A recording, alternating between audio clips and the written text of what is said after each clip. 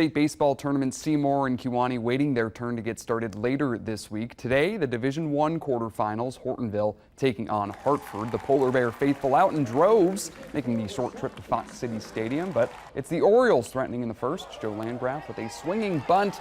Confusion in the infield for Hortonville. Aiden called scores and everybody's safe. Hartford put up 2 in the first. Hortonville gets one back in the bottom half. Cameron Cronus lifts it to right, good enough to score Jack Tenney. The Polar Bears within 1. Orioles responding in the third. Ethan Barkle with a base knock into right field to drive in Brock Walter.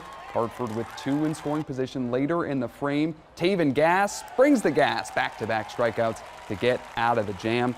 Just not enough from the Hortonville bats. They only muster 2 hits and strike out 13 times. The Orioles swing the double play here. Pitching and defense lead the way for them, knocking out Hortonville with a 4-1 win. You know, if you told me at the beginning of the year, hey, we're going to win 22 ball games and we're going to be playing at Fox City Stadium, you know, you'd have been pretty happy about that.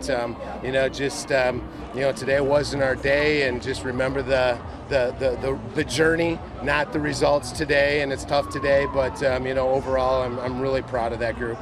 I've played on the same travel team with every single one of our starters throughout. So growing up with them, we had the chemistry, and going into this year, I had full confidence in everyone. We all worked hard on and off the field. Can't thank every single one of my teammates enough for every effort they put in to make sure that my last senior year was memorable.